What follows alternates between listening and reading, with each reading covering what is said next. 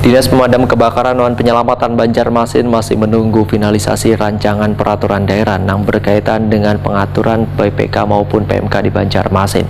Dalam raperda perubahan tersebut nantinya ada beberapa perencanaan yang akan dilakukan, yaitu tentang proteksi kebakaran di wilayah Banjarmasin dan pelatihan terhadap supir-supir armada pemadam kebakaran.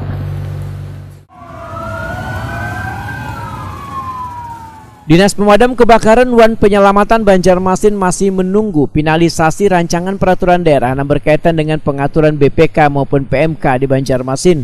Dalam raperda perubahan tersebut nantinya ada beberapa perencanaan yang akan dilakukan, yaitu tentang proteksi kebakaran di wilayah Banjarmasin dan pelatihan terhadap sopir-sopir armada pemadam kebakaran sejalan dengan menyikapi keputusan Menteri Dalam Negeri tentang respon time atau ketepatan waktu menuju asal kebakaran dengan waktu 15 menit sistem aplikasi. Demikian diperintahkan Kepala Dinas Damkar dan Penyelamatan Banjarmasin Budi Setiawan Waitakuni Prima TV jelang tengah hari Kamis 30 Juni 2022. Terkait proteksi kebakaran dan respon time dengan jarak waktu 15 menit ini, menurut Budi Setiawan akan digunakan melalui aplikasi yang tersedia dengan adanya regulator dan operator yang akan menjadi penentu dan menangani pemadam kebakaran, di mana hanya relawan pemadam kebakaran yang berjarak 15 menit dari tempat kejadian yang boleh melakukan pemadaman jika terjadinya kebakaran. Sehingga bagi relawan pemadam kebakaran yang jaraknya melebihi dari respon time 15 menit, kada diperbolehkan mendatangi tempat kejadian.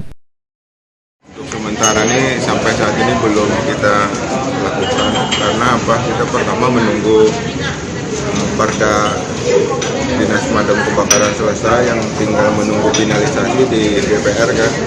Kemudian di perubahan itu kita ada melakukan perencanaan tentang proteksi kebakaran di wilayah Kota Banjarmasin, menyikapi keputusan Menteri Dalam Negeri kan tentang respon time 15 menit terhadap titik api di kejadian.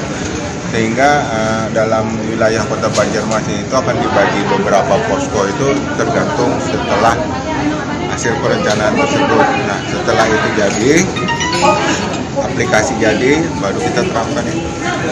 Nah, jadi bukan per wilayah tapi respon time.